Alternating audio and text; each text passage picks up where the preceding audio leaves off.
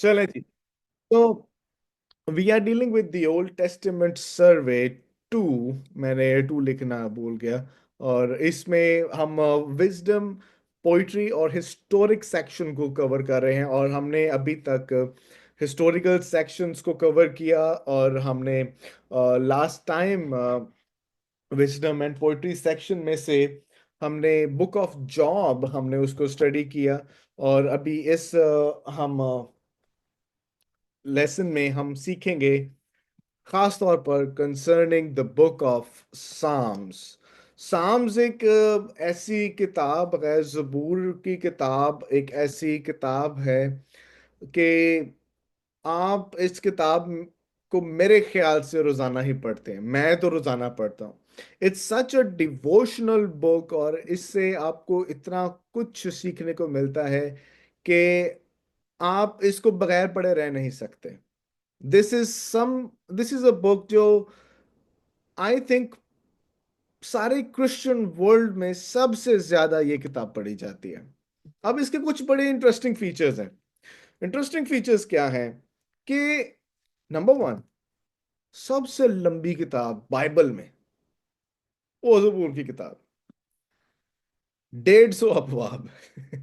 तो वो लोग जो सिर्फ 3 अबवाब पढ़ के थक जाते हैं उनके लिए ये एक बड़ा चैलेंज हो जाता है कि how to deal with the book of Psalms जो 150 अबवाब पर मुश्तमिल है। फिर दूसरा बड़ा इंटरेस्टिंग फीचर जो हमें बुक ऑफ साम्स में मिलता है कि द बुक ऑफ साम has the longest chapter of the Bible. आप सोचें जरा कौन सा लॉन्गेस्ट चैप्टर की मैं बात कर रहा हूं। इट इज साम्स 119, जबूर 119। ये सबसे लंबा आपको ये जबूर नजर आता है।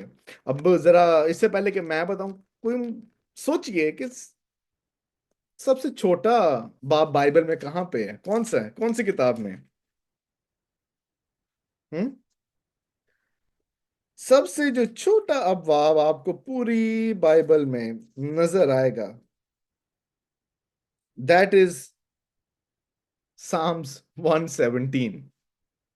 सबसे छोटा बाब आपको जबूर 117 मिलेगा पूरी बाइबल में। So this book is really amazing कि सबसे लंबी किताब ये है, बड़ी 150 बाब इसमें। सबसे बड़ा चैप्टर पूरी बाइबल का आपको इसमें मिलता है। नंबर 3, आपको सबसे छोटा बाब भी इसमें मिलता है। और एक जबूर 117। और एक और बड़ा इंटरेस्टिंग फीचर, हर किताब का एक ऑथर होता है। मिसाल के तौर पर पैदाइश की किताब मूसा, हिजकेल की किताब हिजकेल, मरकस की इंजील मरकस ने लिखा है, अमाल की किताब लूका ने लिखा है।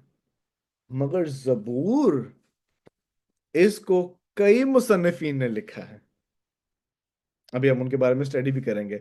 और जब ऑथर्स की बात करते हैं तो सबसे ज्यादा ऑथर्स ने इस किताब को लिखा। So this book is really interesting. और जब आप जबूर को आप अब्रानी मतन में देखते हैं, सो अब्रानी मतन के मुताबिक जबूर का मतलब है दुआ। जबूर का क्या मतलब है? दुआ। और दुआ एक ऐसी एड है, एक ऐसी ऐसा अमल है जो आपको खुदावंद की परस्तिश और हमदो सना करने में आपकी मदद करता है। So what is meant by the word साम? सो साम, जैसे मैंने आपको पहले बता दिया कि इट मींस प्रेयर। और वर्शिप में ये आपका एक अच्छा मददगार या एक अच्छा अमल या पहलू बन जाता है कि किस तरह से आप खुदावंद के कलाम की बातों को जो खुदावंद से दुआ करते हैं, आप उसमें किस तरह से वर्शिप के एलिमेंट में आप प्रेयर के एलिमेंट को आप सब कैटेगराइज करके आप कर सकते हो। आमीन। So let's move forward. How to read the book of Psalms? अब 150 जबूर है, ये मैं कैसे पढूं? मुझे बड़े लोग आते हैं, शालीम भाई मुझे समझ नहीं आ रही है, ये मैं 150 जबूर पढूं तो पढूं कैसे? मेरी मेरी समझ से बाहर है। वेल, दो तरीके हैं। Number one, read psalm as a prayer. Read psalms as a prayer. जबूर को आप बतौर दुआ उन्हें पढ़ें। मिसाल के तौर पे मिसाल के तौर पे जी जबूर 16 निकाल लीजिए में से। जी जबूर 16। अब जबूर 16 में लिखा, आए खुदा मेरी हिफाजत कर, क्योंकि मैं तुझ ही में पनाह लेता हूं। मैंने खुदावन से कहा है, तू ही रब है, तेरे सिवा मेरी भलाई नहीं। So this is reading, but what is going to be the prayer? आए खुदावन मेरी हिफाजत कर, क्योंकि मैं तुझ ही में पनाह लेता हूं। मैंने खुदावन से कहा है, तू ही मेरा रब है। Read it as a prayer. और ये एक ऐसा टूल है कि इसमें आप अपनी दुआएं नहीं करते, बल्कि खुदा के कलाम को ही बतौर, यानी खुदा के लफ्जों को खुदा के पास दोबारा से आप ले जाते हो। You are not saying something new. This is called praying the Psalms. So this is, अब वो लोग जिनको दुआ करने का नहीं पता, if you start with this method कि आप जबूरों के वसीला से या जबूर की किताब में से आप उनके वसीला से दुआ करना शुरू कर, that's a good aid to start. और ये हमें सिखाती कि हमने दुआ करनी कैसे है, शख्सी तौर पर, खानदानी तौर पर, या इज्तिमाई तौर पर। आमीन। दूसरी बात कि ज़बूर की किताब को आपने इसके लिटरेरी जॉनरा के मुताबिक, इसके अदबी सिन्फ के मुताबिक पढ़ना है। ये शायरी है, इसको नसर की तरह नहीं पढ़ना। दिस इज शायरी। और मैंने आपको पहले भी ये सिखाया है कि हिब्रू शायरी काफिया रदीफ वाली शायरी नहीं है। ये बैलेंस काफिया रदीफ से या मिलते जुलते अल्फाजों के साथ नहीं करते, ये बैलेंस करते हैं आइडियाज को। This is the difference between just linguistic poetry या किसी भी लैंग्वेज की पोइट्री और हिब्रू पोइट्री। ये डिफरेंस है सबसे बड़ा। सो इसके मुताबिक पढ़ें कि इसका जॉनरा क्या है। मिसाल के तौर पर आपको इसमें खुदावंद की हमद करते हुए आपको जबूर मिलेंगे। जबूर 113 पहली 3 आयत, इसमें हिम्स ऑफ प्रेज हैं। नंबर 2, इसमें बहुत से रॉयल साम्स हैं या मिसियानिक साम्स हैं। मिसाल के तौर पे जबूर 18 और जबूर 32 जो मसीह के बारे में बताते हैं। तो रॉयल साम्स को मिसियानिक साम्स भी कहा गया है। उसके बाद थैंक्स गिविंग साम, शुक्रगुजारी के जबूर, जबूर 2:45, और 2:45 नहीं, मतलब दूसरा जबूर, और उसके बाद 45 जबूर। उसके बाद नोहा के जबूर, मातम के जबूर, साम्स 44। ये एक आपके पास एक अच्छी इंडिकेशन है। और एक और कैटेगरी है जिसको अभी मैं थोड़ी देर में ही आपको समझाऊंगा कि इसका मतलब क्या है। उसे कहते हैं इम्प्रिकेटरी साम्स। ठीक है, IMPRACTORY, इम्प्रिकेटरी साम्स। इसमें हम खुदावंद को कहते हैं, खुदावंद वो लोग जिन्होंने मेरे साथ बुरा किया है, तू इंसाफ कर। It is a sort of like cursing someone. अब आप कह सकते हैं कि नहीं पादरी शालीम साहब, पतरस तो कहता है कि हम लानत करने के लिए नहीं बल्कि बरकत देने के लिए बुलाए गए हैं। बिल्कुल ठीक है ये, लेकिन इम्प्रेकेटरी साम्स का ये मकसद है कि आप खुद जाकर उनका उनका सर गंजा ना कर दें, या खुद जाकर आप वहां पे उनसे बदला ना लें, बल्कि खुदावन को कहें कि इंसाफ करे, क्योंकि वो रास्त और मुनसिफ है। और खुदावन को कहें कि वो सब चीजों को हैंडल करे। आप प्लीज माइक अपना म्यूट कर दो जी। So these are some things जो आपने याद रखनी है कि आप इन सब बातों को, why am I not able to, okay, कि आपने दो तरीकों से जबूर की किताब पढ़नी है। Number 1, read it as a prayer. Number 2, read it as the type of genre it has. Moving forward, there are 5 divisions of this books. ये आप फटाफट इनकी कैटेगरीज लिख लें। इनको 5 डिविजन्स हैं, यानी जबूरों की किताब में 5 किताबें आपको मिलती हैं। Number 1, Psalms 1 till 41। जबूर 1 से 41वें जबूर तक आपको एक किताब मिलती है। Number 2, Psalms 42 till 72। Psalms 42 till 72, 42वें जबूर से 72 जबूर तक आपको सेकंड बुक मिलेगी। उसके बाद 73 till 89, साम्स 73 till 89, ये आपको तीसरी किताब मिलेगी। उसके बाद चौथी किताब आपको मिलेगी साम्स 90 till 106। साम्स 90 100 till 106, ठीक है। उसके बाद पांचवी और आखिरी जो आपको सेक्शन मिलेगा वो है साम्स 107 till Psalms 150। सो मैं दोबारा से रिपीट कर रहा हूं, आप डबल चेक कर सकते हैं। और पहली किताब आपको मिलेगी 1 till 41, सेकेंड आपको मिलेगी 42 till 72, थर्ड आपको मिलेगी 73 till 89, चौथी किताब आपको मिलेगी 90 till 106, पांचवी किताब आपको मिलेगी 107 till 150। आमीन। अब बात करते हैं ऑथर्स की। What are who were the authors? Well, पहले ही नंबर पे दाऊद, डेविड वॉज द ऑथर जिसने 73 साम्स लिखे। उसके बाद है आसिफ, आसिफ ने 12 जबूर लिखे। बनी कोरा, कोरा के बेटे, उसने 11 जबूर लिखे। सोलोमन, सुलेमान, उसने 2 जबूर लिखे। मूसा ने एक लिखा और एक ईथन ने एक जबूर लिखा। सो एक स्कॉलर है विल्सन गिरेलैड, और विल्सन साहब ने कैटेगराइज किया साम्स को according to the covenant relationship with the Lord.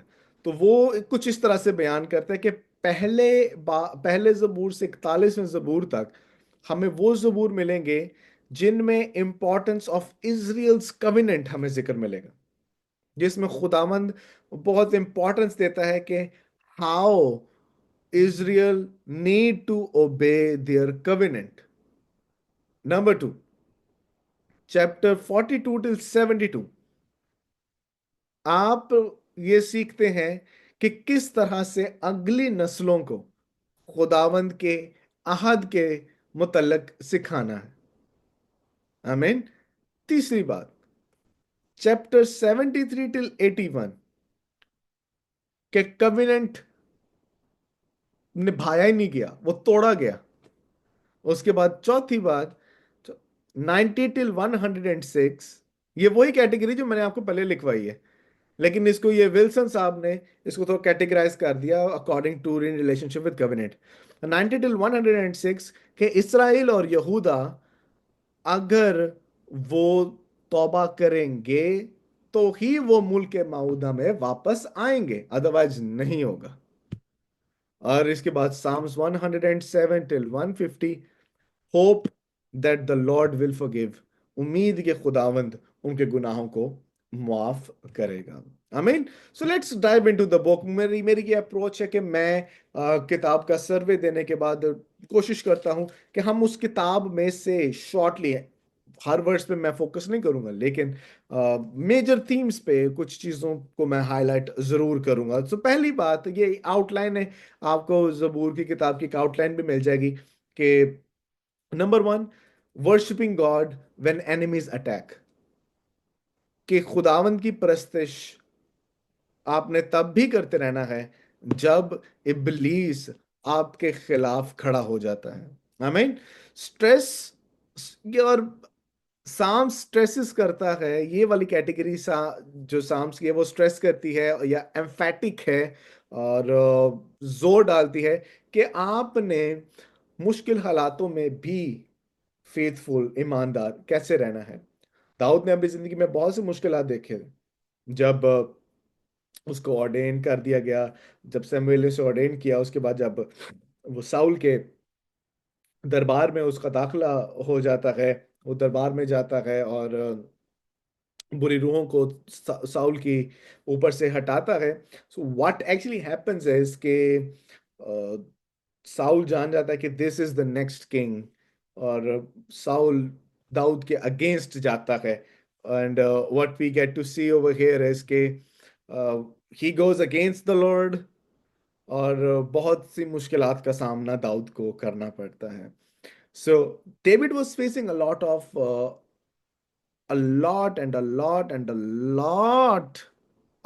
pain and pressure, मगर वो फिर भी खुदावंद के साथ मिला रहा। इसलिए खुदावंद ने कहा कि मेरा बंदा दाऊद मुझे मेरे दिल के मुआफिक मिल गया। आमीन। सो पहले तीन जबूर देखें तो इनका एम्फसिस, पहले तीन जबूरों का वो एक पड़ेगी इन तीन बातों पे। Number one, the life and future of those who trust the one true God, के जो शख्स खुदावंद खुदा पर ईमान रखता है, एतमाद रखता है, भरोसा रखता है, खुदावंद में वो अपनी पनाह को ढूंढता है, उसका फ्यूचर और उसकी जिंदगी कैसे होगी। और कंट्रास्ट दिया गया है जबूर में, आपको कंट्रास्ट मिलेगा अच्छाई का बुराई का, रास्तबाज का नारास्त का, दिन का सुबह का, ठंड का गर्माइश का। वो कंट्रास्ट डेवलप कर रहा है, वो जो खुदा पर ईमान रखता है और उनके साथ जो खुदा पर ईमान नहीं रखते। नंबर दो, द रोल ऑफ मसाया, कि मसीह का हमारी जिंदगी में या अहद में क्या किरदार है। नंबर थ्री, कि किस तरह से इब्लीस या आपके दुश्मनों की का होना वो किस तरह से आपको अफेक्ट करता है। सो साम्स वन देखें, पहला ज़बूर आप मेरे साथ निकाल लीजिए। आप, मैं कोशिश करूंगा और आप भी कोशिश करें कि जब आप मेरा सेशन ले रहे हैं अपनी बाइबल ओपन रखें, अपनी बाइबल लाजमी ओपन रखें, क्योंकि मैं टेक्स्ट में से गुजरता हूँ। सो साम वन देखें तो वो कहता है, मुबारक है वो आदमी जो शरीरों के सलाब पर नहीं चलता और खताकारों की राह में खड़ा नहीं होता और टठाबाजों की मजलिस में नहीं बैठता, बल्कि वो खुदावंद की शरीयत उसकी खुशनुदी है और उसकी शरीयत पर वो दिन रात उसका ध्यान है। ठीक है। अब बाद में आप चौथी आयत देखें तो वो कहता है, शरीर ऐसे नहीं बल्कि वो भूसे की मानंद है जिसे हवा उड़ा ले जाती है, इसलिए शरीर अदालत में कायम ना रहेंगे और खताकार साधकों की जमात में, क्योंकि खुदावंद साधकों की राह जानता है पर शरीर की राह नाबूद हो जाएगी। So there is a difference between the righteous and the unrighteous. Psalms 2 देखें। सो साम्स 2 में पहली तीन आयत आप पढ़े तो वहां पर आपको पता चलता है कि किस तरह से नारास्त लोग, बदी के लोग, किस तरह से खुदा और उसके मसीह के खिलाफ खड़े हो जाते हैं। पांचवी और सातवीं आयत तक देखें तो खुदावंद वादा करता है दाऊद से कि तेरा तख्त अब्दुल्लाबाद तक कायम रहेगा, और वो हमेशा ये एग्जॉर्ट करता रहता है दाऊद को कि I am with you, you don't need to worry. सातवीं आयत देखे जरा, वो दूसरे बाब की सातवीं आयत में, तो वो बल्कि आठवीं आयत देखें, वो कहता है, मुझसे मांग तो मैं कौमों को तेरी मिरास के लिए और जमीन के इंतहाई हिस्से तेरी मलकियत के लिए तुझे बख्शूंगा। This is the word of God. आमीन। All nations will bow down before God. ये अगला थीम है जो कि आपको 10वीं आयत से 12वीं आयत तक मिलता है कि सारी कौमें खुदावंद के आगे झुकेंगी। और किस तरह झुकेंगी? क्योंकि खुदावंद को वो एक्नॉलेज करेंगे that he is the true God. आमीन। सो साम्स 3 में जाएं तो साम्स 3 में तीसरे ज़बूर में एनिमीज, यानी रुकावट देने वाले लोग, बदी के लोग या दुश्मन, खुदावंद के सर्वेंट यानी खुदावंद के खादिम के खिलाफ खड़े होते हैं। वो खुदावंद की नाफरमानी करते हैं और बहुत सारे बढ़ गए हैं, शुमार में बढ़ गए हैं, बहुत सारा खतरा भी है, मगर खुदावंद हमेशा उनके साथ देता है, उनको कहता है कि भरोसा रख, हरासा ना हो, मैं तेरे साथ हूँ। और आप देखें तो डिलीवरेंस फ्रॉम एनिमीज के बहुत सारे साम्स लिखे गए, खुदावंद किस तरह से हमारे दुश्मनों को हमसे दूर कर देगा। साम्स 4 till 7 आपको कैटेगरी मिलती है, बाद में साम्स 9 till 14 आपको कैटेगरी मिलती है, साम्स 16 and 17 आपको ये कैटेगरी मिलेगी कि किस तरह से आप खुदावंद पर ये भरोसा रख सकते हैं कि खुदावंद आपके दुश्मनों को आपसे दूर कर देगा। और फिर जब आप मुश्किलात में हैं, जब आप खुदावंद को पुकारते हैं तो खुदावंद आपको छुड़ाने की कुदरत रखता है, खुदावंद आपको मखलसी देने की कुदरत रखता है। अब यहाँ पे जब मैं मखलसी की बात कर रहा हूँ, जब भी मैं मखलसी का वर्ड यूज करूँ तो मैं इसको डिफाइन भी करूंगा कि मैं मखलसी प्रेजेंट टाइम की बात कर रहा हूँ या एस्केटोलॉजिकल। एस्केटोलॉजिकल से मुराद है आने वाली मखलसी की बात। तो यहाँ पर प्रेजेंट वो डिलीवरेंस की बात करता है कि किस तरह से खुदावंद उसे छुड़ाएगा, उन्हें मखलसी देगा। ज़बूर 8, ज़बूर 15 और ज़बूर 18 इनके ताल्लुक से हैं। जब आप ज़बूर 19 से 22वें बाब तक देखते हो, ज़बूर 19 से 22वें ज़बूर तक, तो वहां पर ज़बूर नवीस खुदावंद की हमदो सना करता है, उसकी उसकी शुक्रगुजारी करता है, उसको प्रेज करता है कि he is the true creator of everything. उसके बाद वो उन्हें गाइड करता है कि हर शख्स को खुदावंद का तलबगार होना चाहिए, हर शख्स को खुदावंद के ताबे होना चाहिए। He should seek help from the lord. और बाद में खुदावंद ऐसा रास्तबाज है जो उनकी मदद करता है। और ये भी बात याद रखते हैं कि विक्ट्री विल कम। हालेलुया। फतेहमंदी उनकी है जो खुदावंद के साथ मिले रहते हैं। और बाद में यीशु मसीह ने भी ज़बूर 22 से सलीब पर कोट भी किया। आप जरा निकाले मेरे साथ मत्ती की इंजील, उसका 27वां बाब, आई थिंक वर्स 46। मत्ती की इंजील 27वां बाब एंड 46th वर्स। और यहाँ पर न्यू लिखा है, और तीसरे पहर के करीब यीशु ने बड़ी आवाज से चिल्लाकर कहा, एली एली लमा शबख्तनी, यानी आए मेरे खुदा तूने मुझे क्यों छोड़ दिया, तूने मुझे क्यों छोड़ दिया। जरा ज़बूर 22 देखे मेरे साथ। जी, ज़बूर 22।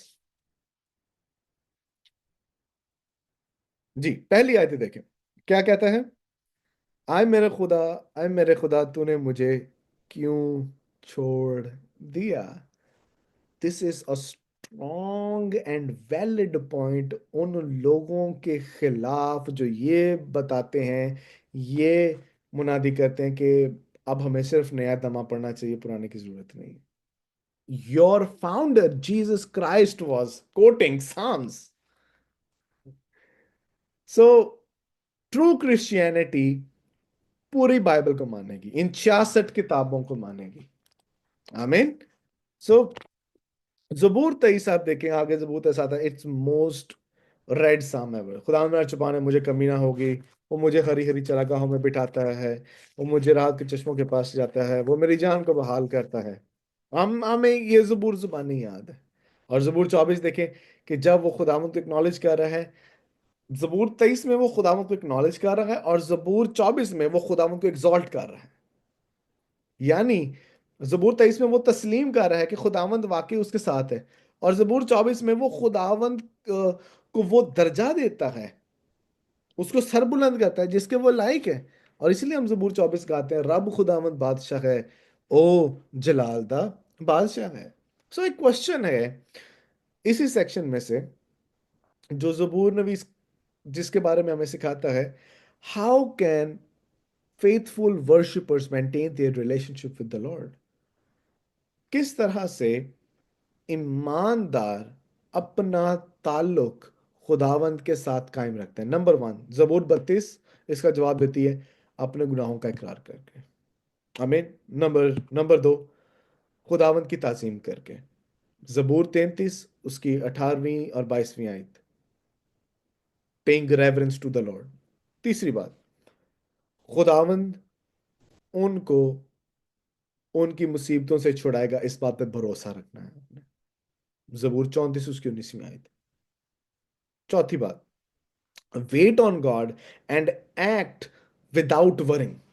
खुदावंद पर ईमान रखें, खुदावंद की आस रखें, और घबराएं नहीं।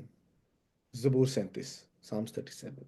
So those who trust Yahweh will enjoy his presence forever। आमीन। और खुदावंद का मेरिट यही है कि ट्रस्ट करना है, वर्शिप करना है in all circumstances. Number 2, worship and the next generation, के किस तरह से आपने खुदावंद की हमद करनी है, और किस तरह से आपने अगली जनरेशन्स को आपने खुदावंद का कलाम सिखाना है, सुनाना है, बताना है।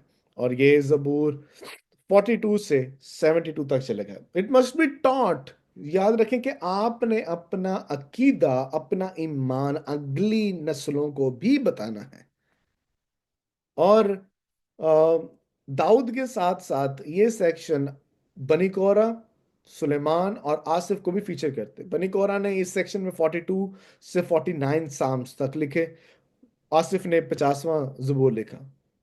और सवाल है, या कंटेंट है बल्कि, कि worshipper should seek and live in God. अब वर्शिपर वो नहीं है जो चर्च में खड़ा होके गिटार या हारमोनियम पकड़ के गा रहा है। ये वो वर्शिपर नहीं है। खुदावंद का कलाम इस वर्शिपर की बात नहीं कर रहा। खुदावंद का कलाम मेरे और आपके मुतालिक कह रहा है, we are the worshippers of the Lord. हम परस्तार हैं। We are the worshippers. यूहन्ना की इंजील तीसरे बाब के बाद चौथे बाब में, या चौथे बाब में, जब वो सुखार के कुएं पर सामरी औरत से मिले, तो वो कह रहे, क्या कहते हैं यीशु मसीह, कि खुदावंद ऐसे परस्तार ढूंढता है जो रूह और सच्चाई से उसकी परस्तिश करें। वहां पर यह नहीं लिखा कि खुदावंद ऐसे परस्तार ढूंढता है जो रूह और सच्चाई से उसकी परस्तिश ढोल की और बाजा बजा के करते हैं। ठीक है। ही इज नॉट सेइंग दैट कि खुदावंद सच्चे परस्तार ढूंढता है जो बाजा और ढोलकी बजा के उसकी, या तबला बजाकर उसकी हम दो सना या परस्तिश करें। No, he is not saying. वरना यकीन जाने, सबसे पहले नजात याफ्ता शख्स अमीर हुसैन होता, तान हुसैन होता, जिन्होंने राग बनाए, बाद में रागों को नाम दिया। They were not saved. They were not the worshippers of Yahweh. आप वर्शिपर्स ऑफ याहवे, आप और मैं हैं, कि हमने खुदावंद की हमदो सना करनी है, हमने खुदावंद की परस्तिश करनी है, और हमने उसको इज्जत और जलाल देना है। I mean, so what is the role of the older generation, कि वो किस तरह से खुदावंद के इस अहद को अगली नस्ल तक लेकर जाएं। Number one, they need to give a proper motivation. आज मोटिवेशन हम देखते हैं है ही नहीं। डिस्करेजमेंट कूट कूट के हमारे दिलों में भर दी गई है। डिस्करेजमेंट से हम इतने को लथपथ हो चुके हैं कि हमें हमारे सामने खड़ा हुआ शख्स का उसका दुख, उसका दर्द दिखाई ही नहीं देता। उसकी वजह ये नहीं है कि हम फीलिंगलेस है, उसकी वजह यह है कि हमें डिस्करेजमेंट ही बहुत की गई है। अब फिर आयल अभी बेटी आपके सामने आकर उसने कलाम की बातों को आपके साथ शेयर किया। He was teaching you that the story line of Bible course. Why was that? Because I gave her a proper motivation. I gave her a proper encouragement. Brothers and sisters, अगर आप encouragement नहीं करेंगे, you are not going to have the impact on next generation. मैं अक्सर बात इस बात को यूं भी बयान करता हूं कि इट्स रियली इंपॉर्टेंट कि बुजुर्गों का तजर्बा और नौजवानों का जज्बा साथ हो जाए। बुजुर्गों का तजर्बा, नौजवानों का जज्बा इकट्ठे हो जाए। So we need a proper motivation. Number two, a devoted heart. हमें ऐसा दिल रखना है कि हम पहले तो ओल्डर जनरेशन खुद खुदावंद के ताबे हो, उसके बाद जब अगली नस्ल देखेगी कि अच्छा this is the way they are doing it, तो वो भी वैसा ही करेंगे। आई मीन, पर तीसरी बात, teach the generation about the seriousness of sin and repentance. एडन ने भी आज यही बात की कि हमने गॉस्पल को शुगर कोट नहीं करना। आज बहुत से लोग शुगर कोटेड गॉस्पल सुनाते हैं। जब आप पूरी इंजील सुनाएंगे, लोगों की जिंदगियां बदलेंगी। सीरियसनेस ऑफ सिन बताएं उनको, रिपेंटेंस की वैल्यू बताएं, कि आप तब तक खुदा की बादशाह का ऐसा नहीं बनेंगे जब तक आप तौबा नहीं करेंगे और तौबा के साथ आप खुदा पर ईमान नहीं लेकर आए। So new generations can learn from the past. और इसीलिए जबूर नबी इन जबूरों को लिखते हैं जिसमें वो इसराइल के अतीत या माजी के ताल्लुक से बताते हैं कि किस तरह से खुदावंद ने उनको उनके दुश्मनों से रिहा किया, किस तरह से खुदावंद उनको बचाता रहा, किस तरह से खुदावंद उनके बोझों को उठाता रहा, खुदावंद ने किस तरह से उनको मखलसी दी। तो generation comes and go, but यहोवा's फेथफुलनेस नेवर फॉल्टर्स। ये हमें इस सेक्शन का एक मोटो मिलता है, एक मेन लेसन मिलता है कि नस्लें आती हैं जाती हैं, मगर खुदावंद की वफादारी हमेशा खड़ी रहती है, या हमेशा हम पर बड़ी रहती है। आमीन। तीसरी कैटेगरी, दैट इज कि बुक ऑफ साम्स का अगली category 73 till 89, the consequences of later generations rejecting a godly worship heritage. वो नस्लें जो खुदावंद को रिजेक्ट करती हैं, उनको क्या कॉन्सिक्वेंसेस भुगतने पड़ते हैं, उनको क्या इनका हर्जाना भुगतना पड़ता है। साम 72 में हमें पता चलता है कि डेविड दाऊद ने अपना रेन शुरू किया 970 बीसी में, और 89th साम में जहाँ तो दाऊद की जो हाकमियत है वो ख़त्म हो जाती है। और ये सारे जो इनमें वाक़यात आपको मिलेंगे साम 73 से 89 तक, ये आपको पहला और दूसरा सलातीन इनके साथ ये पैरेलल आपको चलते हुए दिखाई देंगे। Later the generation does not follow God.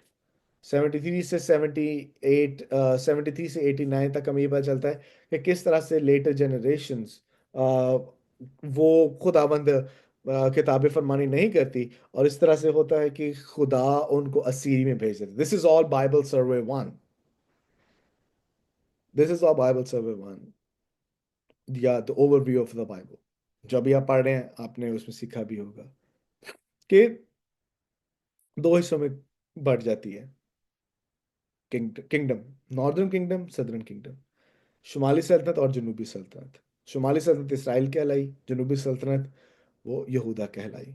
और इसके बाद हम देखते हैं कि how Israel and Judah they come to express such was, कि खुदावंद उनको भूल गया है, खुदावंद अपनी वफादारी भूल गए, वो खुदावंद पर सारा मुद्दा डाल दिया। इस सेक्शन में आप ये देखेंगे। और what can a righteous do when God is judging the covenant people. याद रखें कि खुदावंद अदालत करता है, ये बात आपने नहीं भूलनी। खुदावंद अदालत करता है, गुनाह किया है, गुनाह का हर्जाना भरना पड़ता है। अगर इटर्नल उसके उसके कॉन्सिक्वेंसेस नहीं है, और मैं इस बात पे ईमान भी रखता हूँ, प्रीच भी करता हूँ, और बाइबल इसकी तस्दीक भी करती है कि हमारे गुनाह सब माफ किए गए हैं। Hallelujah, yes. हमें हमारे गुनाहों के बारे में हमें फिक्रमंद नहीं होना, क्योंकि वो माफ किए गए हैं और हमें उसका जाना भुगतना नहीं पड़ेगा एस्केटोलॉजी में, एस्केटोलॉजिकल टाइम में। मगर अगर आपने गुनाह किया है, आपको इसी दुनिया में सब कॉन्सिक्वेंस भुगतना पड़ता है। मिसाल के तौर पर एक शख्स है, ही इज एन अल्कोहलिक, उसे शराब की लत है। वेल, अगर वो मसीह पर ईमान लाएगा, वो छोड़ देगा, तो उसकी आने वाली जिंदगी, हमेशा की जिंदगी की बात कर रहा हूं, वो सिक्योर्ड। मगर उसे गुर्दे फेल होंगे, उसे गुर्दे फेल होंगे। दाऊद, उसने बैतशेबा के साथ गुनाह किया, और उसको उसका हर्जाना भुगतना पड़ा कि वो बच्चा मर गया। मगर उसने रिपेंट किया, खुदावंद पे वादा किया कि तेरा तख्त अब्दुल्लाबाद तक कायम रहेगा। आमीन। So what can a righteous do जब खुदावंद उसकी अदालत कर रहा है? Number one, we must ask God to save the people. Psalm 79 verse 10। हम ये कहें खुदावंद तो अपने लोगों को बचा। दूसरी बात, हम प्रिजनर्स के लिए, कैदियों के लिए हम दुआ करें, दुआ में बहुत कुव्वत है।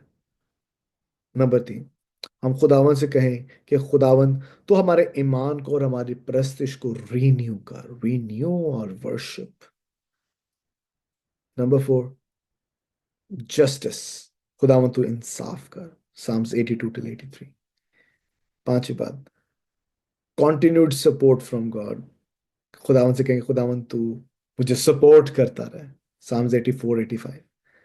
और ये है कि खुदावन हमें हमारे गुनाहों और मुश्किलात से आजाद कर, साम्स 87 till 88। आमीन। सो क्योंकि टाइम शॉर्ट हो रहा है, लेट्स मूव फॉरवर्ड। प्लान तो यही है कि हम प्रोवर्ब्स भी कर लें, but I don't think so कि प्रोवर्ब्स हो पाएगी, तो let's stay content with book of साम। और साम्स 90 टिल 106 के वर्शिप एंड पेशेंट एंड्योरेंस, यानी परस्तिश और सब्र, तहम्मुल। Amen. The righteous are forced to wait for some times for God to renew worship in the land. याद रखें, रास्तबाजों को वेट करना पड़ता है, खलबली नहीं मचानी, हड़बड़ी नहीं मचानी। अय्यूब की किताब पढ़ें तो वहां पर उसने वेट किया। उसकी बीवी आगे कहती रही कि तू कुफर बक मार जा। उसने कहा कि अगर हम खुदावंत के हाथ से सुख पाए तो क्या दुख ना पाए। उसके दोस्त अहबाब आगे कहते रहे कि नहीं, तू कोई ना कोई गुनाह किया होना है जिंदगी में, तू सारा ये सब चीजों को तो भुगत रहा है। बट ही वाज लाइक, अगर ऐसा है तो खुदा मुझे बताए। मगर एक बात याद रखें कि वो खुदावंद के खिलाफ उसने कोई बात नहीं की, उसने पेशेंटली इंड्योर किया, यानी सब कुछ तहम्मुल और सब्र के साथ सहा, और खुदावंद ने उसे रिहा किया और लिखा कि दुगना उसे दिया। आमीन। वो कह तो देता है खुदावन ने लिया, खुदावन ने दिया, उसी का नाम मुबारक हो। तो अब सवाल ये है कि क्या खुदावन से छीना था? छीना तो इब्लीस ने था। हम इसको ऐड कर लेते खुदावन के, वो उन्हें देता, उन्हें देता, उन्हें उनका नाम मुबारक हो। हम अक्सर मिस इंटरप्रेट करते हैं। So we need to acknowledge and know this thing कि खुदावन पर आस रखनी है। आमीन। बेबीलोन, बाबुलों ने, बाबुल की हुकूमत ने हैकल और यरूशलेम को तबाह कर दिया था, जिसका जिक्र आपको यिर्मयाह के सहीफे में भी मिलता है। और अब लोगों को असीरी में ले जाया गया है, ले गए हैं वहां पर। वो फिर भी कुछ लोग खुदावंत के वफादार हैं, और उनको एक दूसरे को टीच भी करना चाहिए कि this is how they should do and this is how they should manage things. और साम्स 90 टिल 99 वो खास तौर पर जबूर नवीस ये एम्फसिस करता है कि God is sovereign over creation and worthy of worship. Hallelujah. कि खुदावंद हाकिम है, खुदावंद खालिक है, और वही इज्जत, जलाल और परस्तिश के लायक। Amen. So renewal of worship continues to be the major theme in Psalms. आगे बढ़ते हैं, the last content, that is Psalms 107 till 150. I'm just going to close it in 2 minutes, और फिर बाद में आपके हम comments भी देखेंगे। Worship and restoration, प्रस्तिश और बहाली। याद रखें कि खुदावंद बहाल करता है। आमीन। खुदावंद बहाल करता है। जरा मैं ये दोनों कहूँगा, अनम्यूट करें, अपने दिल पे हाथ रख के ये बात कीजिए कि मेरा खुदावंद मुझे बहाल करता है। आमीन। आप गुनहगार थे, मैं गुनहगार था, हम सब गुनहगार, मगर खुदावंद ने हमें छुड़ाया है, खुदावंद हमें बचाता है, खुदावंद हमें जवाब देता है। और इसीलिए हमें ये चीज याद रखनी है कि खुदावंद के साथ आपने जुड़े रहना है, सब मिले रहना है। खुदावंद आपको बहाल करने की कुदरत रखता है। और ये चीजें आप याद रखें। रीड साम्स बाय योरसेल्फ, एक ही थीम बार बार यहाँ पर डेजिग्नेट किया गया है, that God is the God who is to be worshipped and he is the one who restores. Amen. So खुदावंद आपको बड़ी बरकत दे। और मैं इस